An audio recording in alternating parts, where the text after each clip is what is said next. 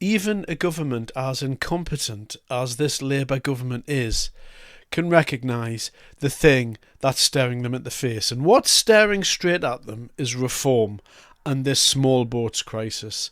If you take away the small boats crisis, you take away some of reform's ammunition. Straightforward as that. And that's what Labour are attempting to do here. But what are they attempting to do? That's the problem. So we've got Shabana here. She's just released a video on social media about what she's going to be doing next week. So there's going to be a lot of trumpets, a lot of fanfare about this. But what is she going to actually do about it? On Monday, I will announce the most significant changes to our asylum system in modern times. Today, I want to tell you why. Across Europe, asylum claims are falling. But in Britain, they are rising. In the last 4 years, 400,000 people claimed asylum here. Over 100,000 are housed and supported at taxpayers' expense, putting huge pressure on local communities. The previous government had years to tackle this problem. Instead, they wasted time and £700 million on their Rwanda scheme, removing a sum total of 4 volunteers. This government has been rebuilding. We have record levels of immigration raids and arrests. We have prevented over 20,000 illegal channel crossings. And we have now returned nearly 50,000 illegal migrants. These were vital steps, but we must now go further. We need to reduce the numbers coming here illegally. We need to remove more people who have no right to be here. We will always be a country that gives sanctuary to those fleeing danger, but we must restore order and control. Well, I'd have to agree with Shabana on that point. We do need to restore some order and control. Yep, that would be good. That would be a good starting point. But everywhere we look in Britain at the moment, it seems that we're losing all order and control on a range of issues, not just this one, but I suppose that's a comment on the general decline of the country as opposed to this specific problem. My issue with Shabana's plan is quite straightforward.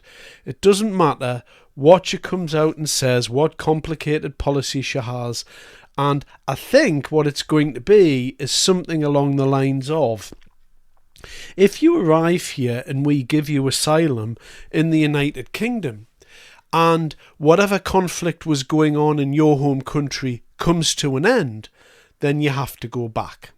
That's probably what she's going to say. Now, on the surface, that might remove a few people. It might even seem like a good policy to some and a fair policy to others. But the reality of that is that it's not going to resolve anything, because the asylum claims a lot of the time are not purely based upon the conflicts that are happening at home. Some of them are related to sexuality. Some of them are related to religion.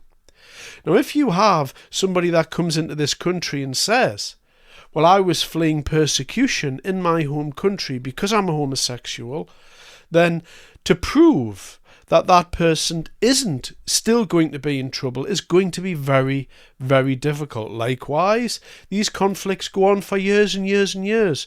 So in essence, what Shabana is saying is that if the British government can prove beyond a shadow of a doubt that the reason why you came to the UK and, used our asylum policy, used our asylum system, if we can prove the reason why you gave us is now removed, then you go back. But you can already see where these human rights lawyers will be seeping through the cracks and how people will be advised what they'll be told to say. They'll be told to say you're a homosexual, tell them you're a Christian fleeing a Muslim country, and they'll say all sorts of stuff that will render their removal virtually impossible later down the line. But we're talking about years and years down the line. There is only one policy that's ever going to work.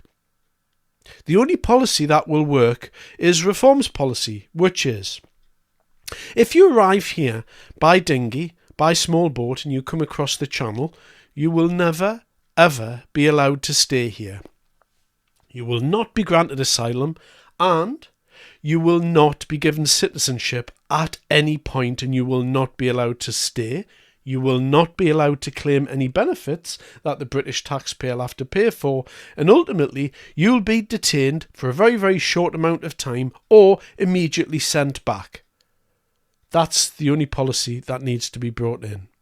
But the Labour Party are never going to bring in that policy, and indeed the House of Lords and the Supreme Court are never going to allow any of that to happen. And that's why this Labour Party is never ever going to fix this small boat crisis, because they're going to hide behind the law and they're going to say, oh, the House of Lords won't let us put our policy through, or the Supreme Court won't allow it, or the European Court of Human Rights won't allow it, or the European Court of Justice won't allow it, and they're just going to stand behind this law like Keir Starmer has always been wont to do. He loves to hide behind the law, along with all these front benchers as well. And so Shabana Mahmood is not going to fix this crisis. And this smacks to me a little bit of the one in, one out policy that was announced by the Labour Party some time ago. That was probably the most ludicrous policy that the British government has ever announced, and obviously hasn't worked. And now they've stopped talking about one in, one out, just like they're going to stop talking about this. And this is a feature, I think, of this Labour government, who just puts plasters on top of an issue. They are unwilling to fix anything. This is just going to make more people go to reform, and perhaps for that reason I should be pleased about it. But really, I would love it if the government, whichever government it was, just come out and fix the problem. The asylum system is not fit for the 21st century. Britain cannot take in anybody from around the world, from the other 194 countries in the world, that happens to be going through some type of displacement due to war activity or persecution due to religious or sexual grounds. It's just not a big enough country, I'm afraid. The resources aren't here. And until the government recognises that if you arrive here by small boat, you're not getting in, nothing will change. Thanks very much for your time.